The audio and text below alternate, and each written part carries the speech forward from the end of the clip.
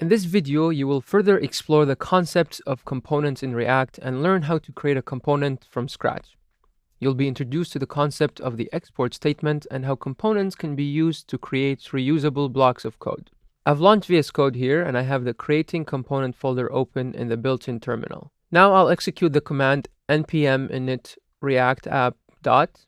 The dot character instructs VS Code to run this command in the current folder. In other words, I'm using create react app to build a new app for me inside this folder. I execute this command by pressing the enter key.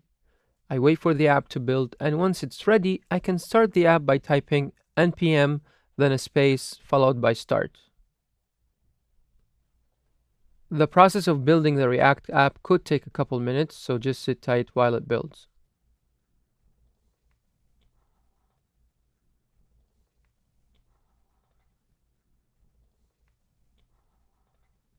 Great, my React app has started and loaded in the browser at localhost 3000, which is the local server.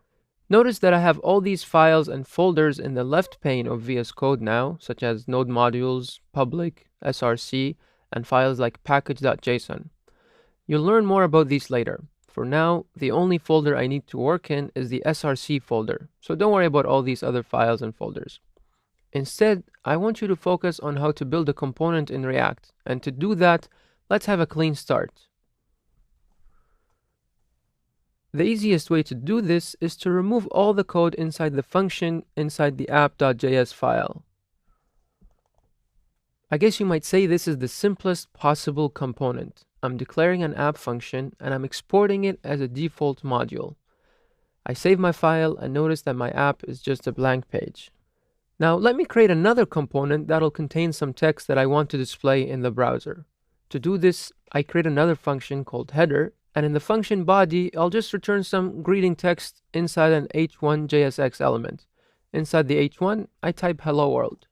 My code looks good now, but my screen is still white. This is because I'm not yet rendering anything from my app function. To do this, I need to return to my app function and call the header function from it. I use the JSX element syntax to render a component, which is the name of my function. So inside the body of the app function, I create the return statement and type the function name of header inside left and right angle brackets, not forgetting to add the / before the right angle bracket. Notice that the syntax to render a component is very similar to a self-closing tag in HTML. Press Ctrl S or Command S if you're on Mac to save everything again. Great, my code is working now, and I notice an HTML heading with the text Hello World displayed in the browser. Congratulations! In this video, you learned how to create a functional component. This component named app calls another component named header, which displays an HTML heading with some text. At the moment, the header component code exists in the same file as the app component. To make the header component isolated and reusable, I need to place it in its own file. Then I can reuse it multiple times in the application anytime I want to display a heading element with some text. And you'll learn how to do this very soon. In this video, you learned how to create a functional component in React and render it to the root component named app.js.